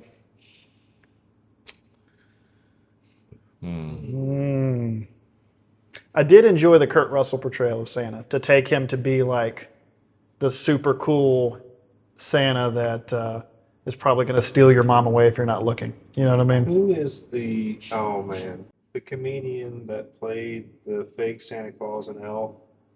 You sit on the Artie front of the Lang. line. Oh, yeah. Lang, yeah, and man, what a story there. But yeah, that's probably my least favorite portrayal of Santa, or A Christmas Story's Santa, the one that's at the Kicks him down the kicks him slide. down the slide. Those are probably my two least favorite. This is not bad, but Jingle All the Way, The Warehouse of Santas. Oh, what you a got great Jim scene, Belushi though. as Santa. Belushi, yes. Well, those are good ones. Such a funny portrayal to me, and so not what you're No expecting. refunds. Now, hold on. In Trading Places, when he's in the Santa suit with the beard, like eating the fish through the Santa beard, and there's like the white hair, Santa hair that's getting all over the just Sitting on the bus, yes. Like pulls it out of his jacket. Yeah, that's Oh. I haven't seen Trading Places. Disgusting. Trading Places, and that is a movie that I have to watch every holiday season. That is up there. That's not in like the top elite tier by any means, but it is Such in a the good has to be movie. watched every year for me for sure. Very good. So you need to watch. That's homework. Well, for you. I felt like I watched an updated version of that recently, which was called Good Fortune, which had Oh, yeah. Aziz and Seth Rogen swapping places. Yeah. Which was better than I thought it would be. But But it's yeah. not a Christmas movie. No, and neither is Trading Places. Trading Places to me is a Christmas movie. Fair. And there's a good Christmas story. Indeed. How did you feel about J.K. Simmons' portrayal as Santa Claus in Red 1? Lower tier. I think it was fun, but definitely Yeah, not. but not yeah. anything. Yeah. Jack Santa. Santa that works out with The Rock. No. What about, hold on, is it Guardians? Is that Rise of the Guardians. Yeah. Rise of the Guardians? Is it, I like that Santa. who does the voice of that Santa? It's Alec Baldwin. He's putting on a Russian That checks accent. out. Mm-hmm. And then Hugh Jackman's the rabbit, right? Yes. Easter Bunny. I haven't seen this one, but I've seen. It's of it. one I had held at arm's length for a long time because I was like, surely it's not that good. But I think it's Chris Pine as Jack Frost, right? Oh, I don't remember. What are your takes on the movie Jack Frost? Which one? Was it? Might have been. Snowman Jack Frost? Talk about Michael Keaton? Michael Keaton. Yeah, it might have been 97, but yeah. That's a good movie. I like that movie. I think I saw it on somebody's list of worst Christmas movies of all time. But I would not. I'd probably be remembering it more from your point of view because I barely remember it. I just remember there was a commercial that I think went along with it. Or no, that was completely unrelated. But the kid that's the snowman. Campbell's commercial? Yeah, and he's I'd put it right below Flintstone's Christmas Carol. like It's Michael Keaton. fine for what it is. It's got Michael Keaton in it. It's He's worth a- watching once for Yeah, sure, it's a- but got a crazy person playing a fake snowman. yeah, he is that Birdman. Bed Bath and a little bit beyond. Not Bed Bath and way beyond. Rise of the Guardians was better than I thought it would be. Okay. I would probably put it on the level of Christmas Chronicles. Something that I had very low expectations for, and I was pleased. Yeah, we'll go with that. Okay. Well, I mean, I haven't. I'm just taking you at your word for it. Littlefoot, Smallfoot. Smallfoot. Smallfoot. Okay. Here's one that no one has mentioned so far, which is I can remember it being exceptionally popular in my formative years. A Nightmare Before Christmas. Ah, yes. Had a big cult following, all your Tim Burton heads I know that were. a few people who really put that up there. I am not one of those people. It's not it's not a movie Me that's neither. ever on my list. Is it better than the 2018 Grinch though? No. Okay. Is it better than Christmas with the Kranks? No. Interesting. What about you? Where would you put it? For me, it's right there with Christmas of the Kranks. Mm, Right okay. not far, but see, I'm one of those early Christmas people. I don't mind getting past, Halloween and all that. So we start watching A Nightmare Before Christmas, a couple weeks before Halloween. And then as soon as Halloween's over, Christmas tree goes up, then we get the turkey, then we get the Christmas. So if you ask my wife, that's probably easily top 3 for her. But she loves Halloween, so. Yeah, I think you get that. You get the kind of mix of those people that really love Halloween to have their Christmas movie entangled in there. Mm-hmm. And as far as animation goes, I mean, you could definitely have major respect for that. And I'm more partial to James and the Giant Peach, if we're going to be talking about that animation style. I do like James and the Giant Peach.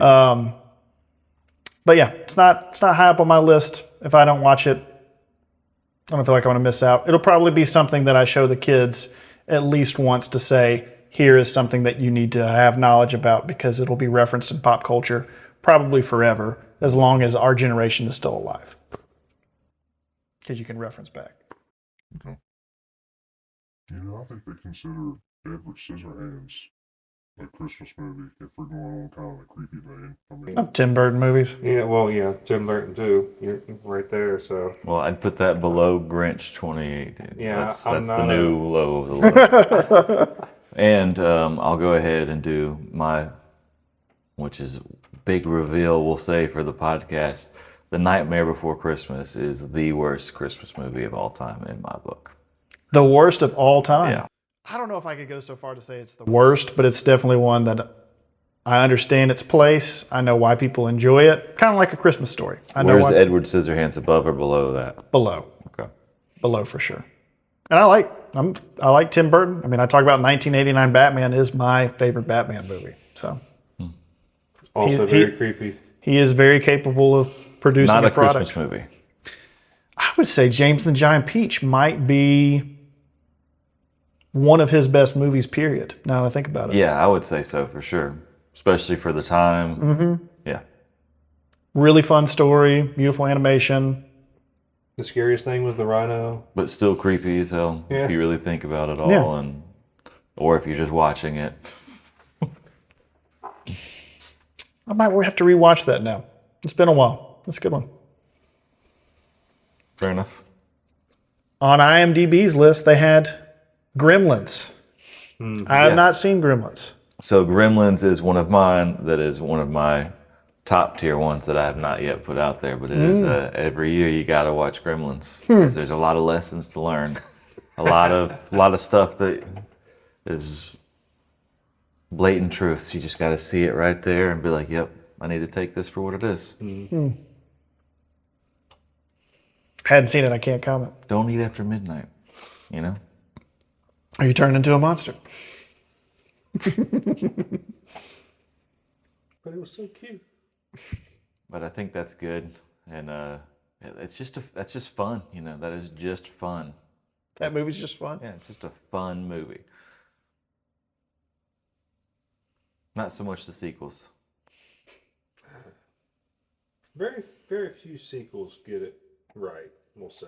Yeah, but don't get me wrong. That's still not that's not the best Christmas one for me or whatever, though. Obviously, but it's definitely in the top tier category. One of the rotationals. Yeah. He's in deep thought now. I'm recollecting the list to see what's jumping out at me to go back to. We haven't talked about It's a Wonderful Life being ranked. I think you said you hadn't watched it for a specific reason. Where would you put it since you actually have watched it? It's the number one on IMDb, right? Yeah. And that honestly makes me sad. If you like the movie, don't let me and the dude sway you. I mean, I haven't seen it. I don't know where to place it. You heard me say that once that I like that movie. Oh, okay. I'm not a fan. That movie makes me sad. I don't care what the ending is. That's like it's just a sad movie.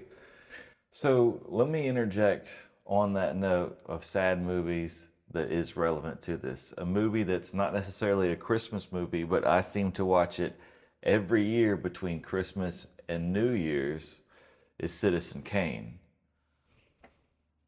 Haven't seen Citizen Kane either. I know. That's like top 10 of IMDb, period. That's insane to me. Well, that's definitely got to be a thing for us to do later. I'm fine with that.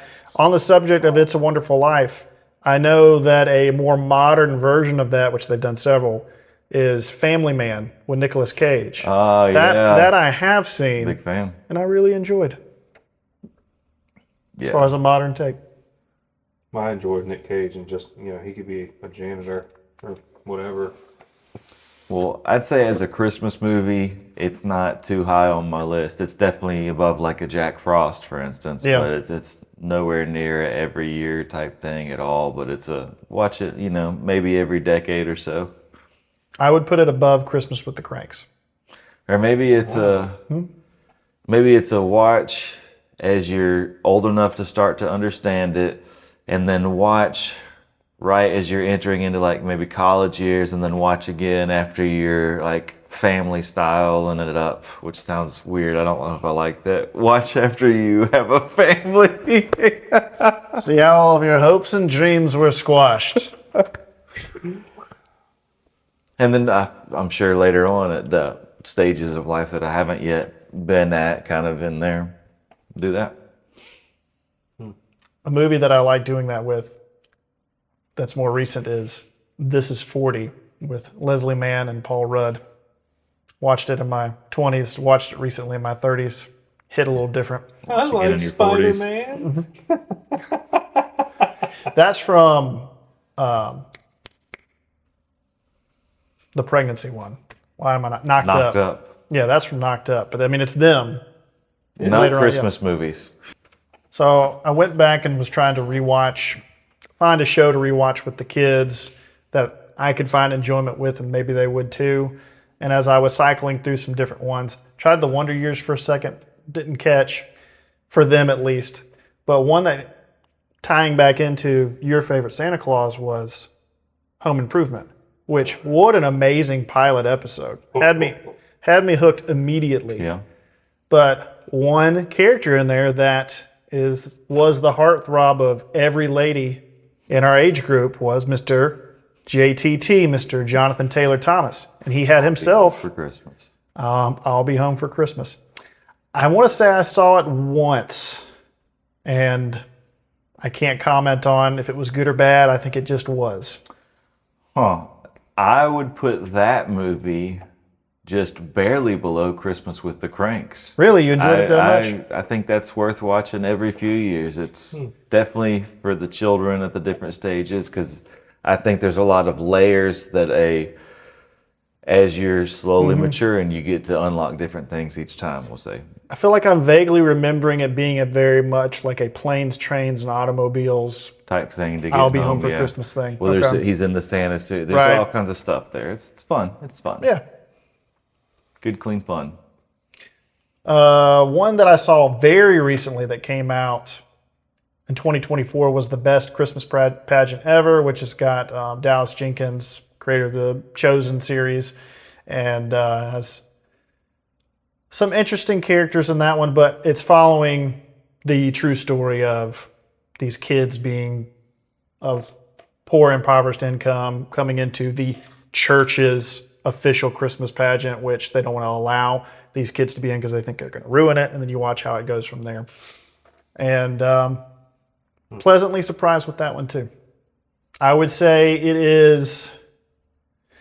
it has the potential to be a Christmas classic. It has the potential because it hits you in the feels. It's got the theming of the time, or of that time of that it takes place, but I don't think it breaks to go beyond Jingle all the way. I'd put it below that. Okay. But I would put it above Christmas with the Kranks. We got different systems further. There's a step ladder that you climb. Basically. Although in my mind, I have everything. But there's these big steps, and the bottom step is the Grinch, and then the next step for me is Christmas with the Kranks, and then the next step is A Christmas Story. I'm going to have a rough segue there on the importance of taking the right steps on the ladders and whatnot. We got Ernest Saves Christmas. I was wondering if that one was going to make it. Movie that certain people really enjoy, certain people really do not. I am a do not in that category. Obviously, I've seen it, and there's one or two scenes that are in there and will always be in there. They're funny. That is what it is. But I don't think it's a movie that's worth for me watching really more than the once. Maybe I'll watch it again with my kids at a certain age, and then we'll see. But I would put that one just above 2018 Grinch. I think that's probably a fair place for it. Truly. Those Ernest movies I really enjoyed because they captured that slapstick comedy so well that I knew my dad liked growing up as well. And so to have a modern version of that, you know, your kids are going to have stuff you talked about that they really enjoy watching certain movies with you because you are reacting and they're going off of your reaction. So Ernest and my dad watching those movies definitely make those a little bit higher in my book.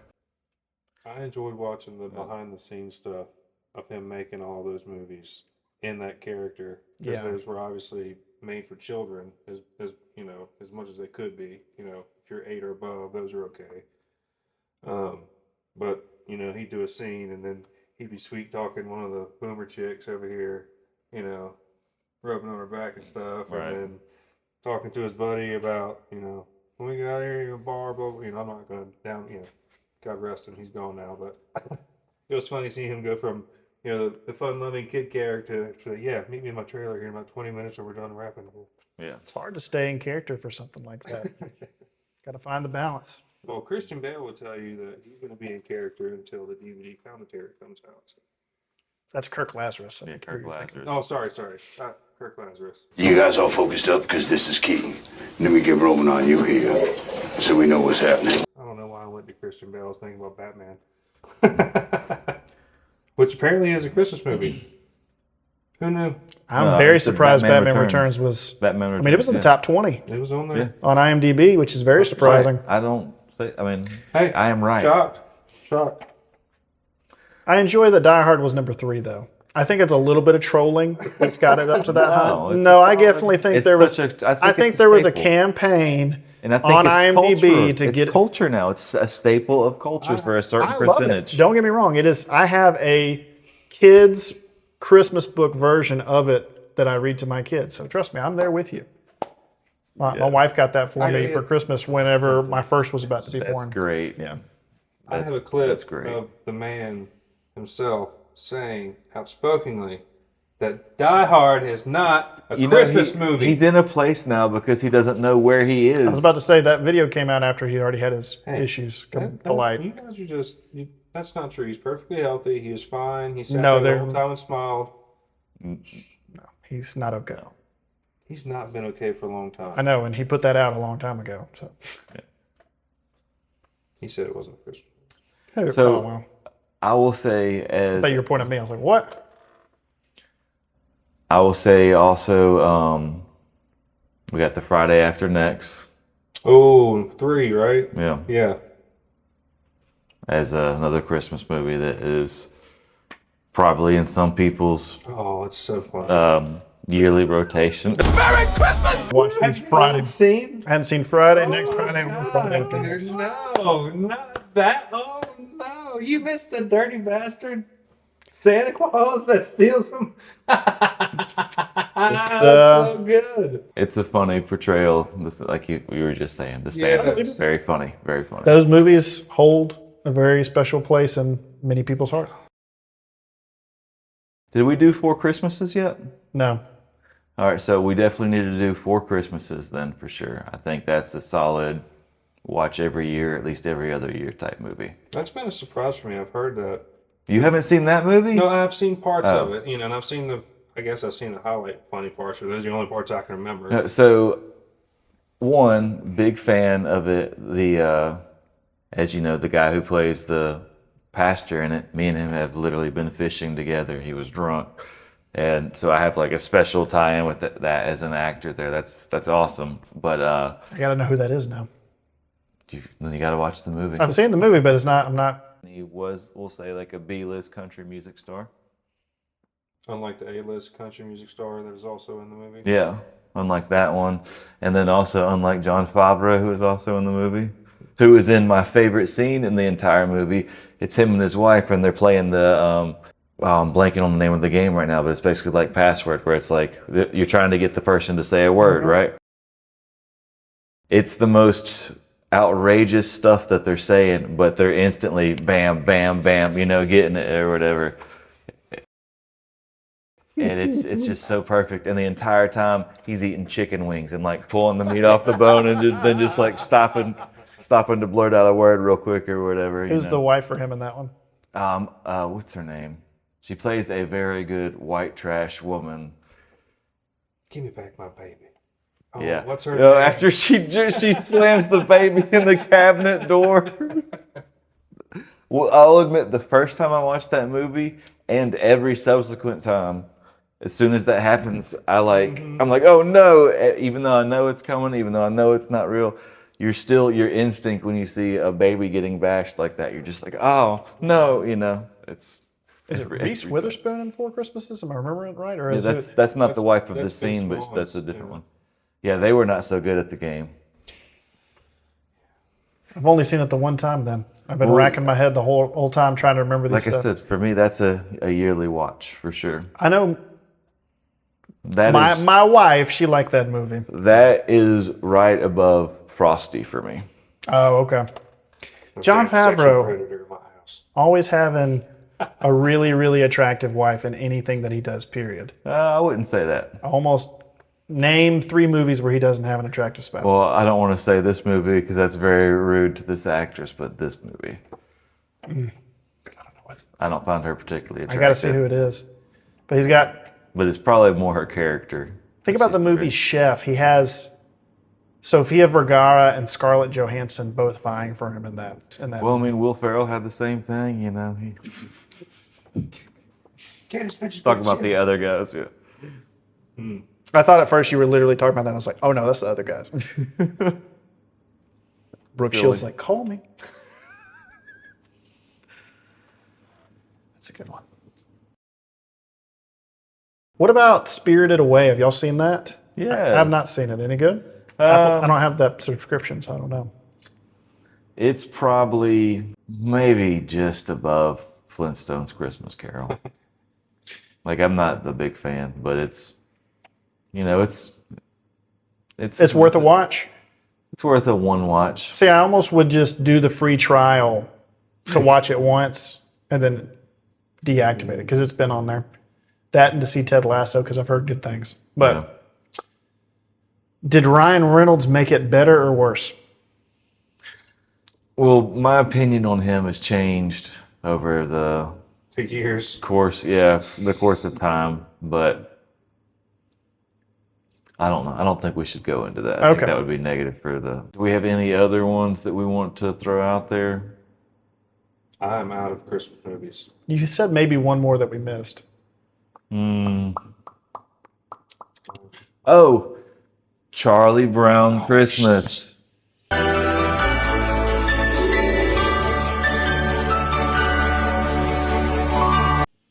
That is a every year. It's an every year watch. It's in the top 10 for me for sure. It's every year a must watch.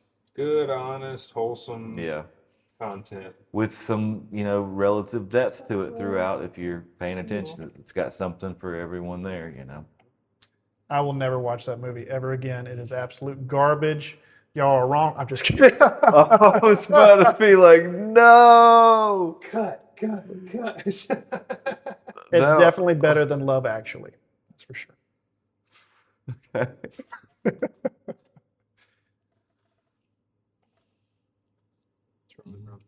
Place? Yeah.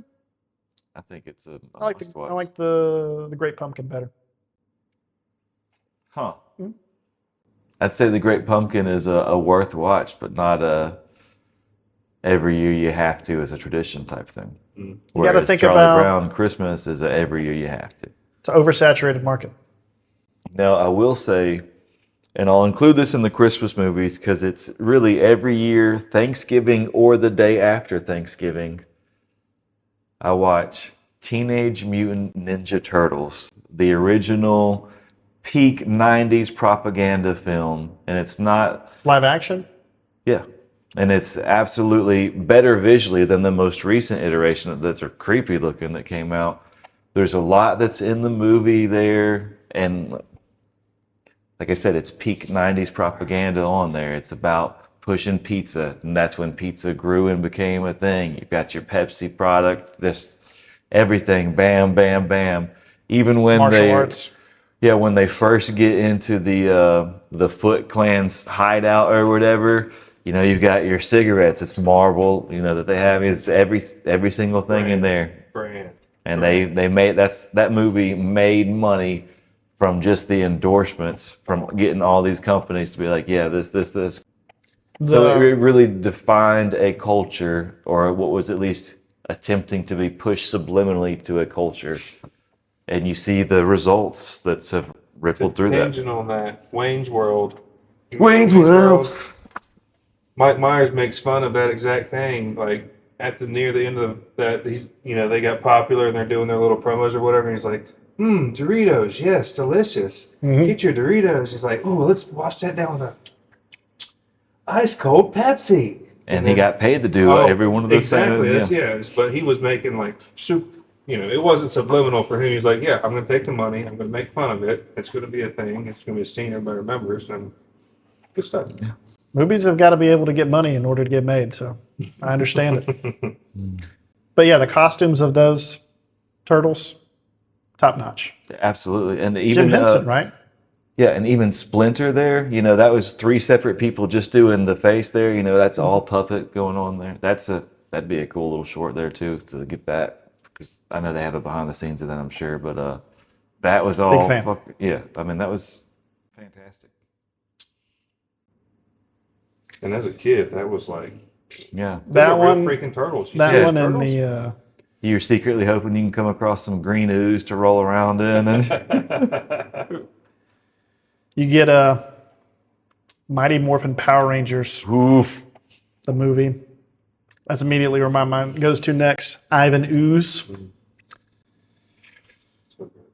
It's really not good, but at the time, top notch. At the time, it was life changing. Yeah, Amy Jo Johnson. Paradigm shifting. That was just so silly. Yeah. First crush. No, for Topanga. It's probably for me. Topanga, Boy Meets World. We should do an episode where we really dive into Boy Meets World. She's still hot. And you had just so many. You know, I had. Oh, never mind. That's another whole episode we'll go down into. Let's put a pin in that. And I mean, if you want to, we can keep. I was winding the gears up for a second there. I was just going to talk about how the older brother, you experience a true change of character across the entire series. That is absolutely where he has literally gone insane. Because you got to think he was Mr. athletic, really cool, but then it's just like I said, we'll do a thing on that at a different time. Happy Christmas, Ron. Is Harry Potter one a Christmas movie? Because you get to experience Christmas in that. I would say there's a couple Harry Potter movies that you could definitely probably holiday pull across. I'm not big on Harry Potter right now, but I have been big on Harry Potter before. You're not digging all the J.K. Rowling witchcraft right now? You know what I'm saying? I think. Yeah, we had to pump the brakes on it. I was reading the books, and I think I told you all this, but I was actually reading and doing character voices and recording it and making chapters that they could listen to. And I did that with the first 2. But then it gets dark real quick. Well, I mean, even the second one gets really dark. Really, the first one's dark, but. Like I said, a pause X on that. Yeah, I'm thinking minimum youngest child age probably needs to be in the 6 to 7 range before we dive back into that. But I would say I could see a loose association of that. And obviously the Harry Potter films are in a different category, so it's kind of hard to really put them as that. But I would, we'll say the first Harry Potter 1 movie, if you're trying to throw that in there, it's not a necessarily every year type thing. But I would put it...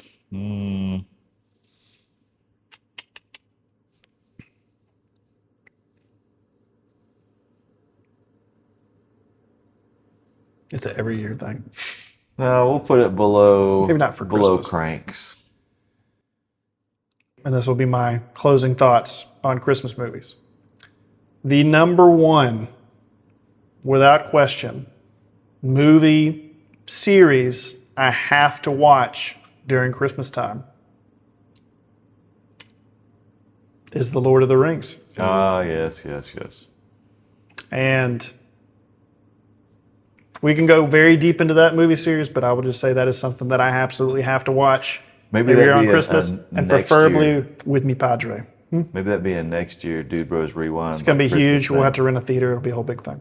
We'll have people come watch it with us. That'd be cool. That would be very cool. Remember that. Thank you for joining us for this DBP DBR collaboration for our favorite Christmas movies. Drop in the comments below who's your favorite Santa, least favorite Santa, maybe even your top 3 to 5 favorite Christmas movies. Why do you like Love Actually? Please explain it to me. I certainly don't know. Yeah, let's get the controversial ones. The thoughts on we'll probably run some polls or something. Love Actually, Nightmare Before Christmas. Nightmare Before Christmas. Die Hard is a Christmas movie. We shouldn't even bother wasting a poll or audience's time debating that, as that's a clear, obvious thing. Till then, I'm GB. I'm Brian. I'm the Dude. Merry Christmas, folks. Merry Christmas. I wish there was a way to know you're in the good old days before you've actually left them. Merry Christmas, you filthy animal. And a Happy New Year. Merry Christmas, Dude Bros.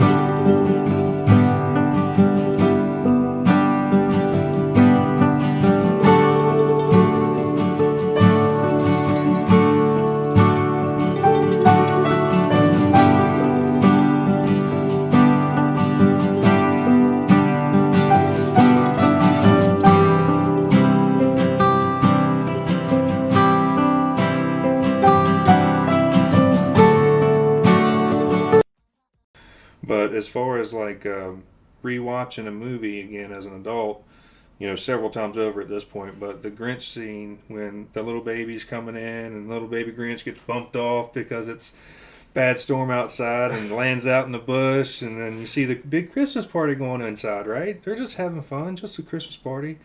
And then you see the jar come out and you see the keys start going in. And if you know what a key party is, you know if you know. They were having one right there for the little baby Grinch, and man, wouldn't you know it, they didn't find him until the morning after everybody was done with all their fun. Well, there's something to that, huh? Man, poor Grinch. That's there's a lot of old key party right there in the kids movie. Right there, just having a good old time. Then the lady comes smacking the ass across the window, riding the guy's back. Oh boy. I mean, it's... But children, not a clue. They're just having an adult party. It's fine, just having poor Grinch. He's in the... They're just playing inside. Yeah, they're playing. With their toys.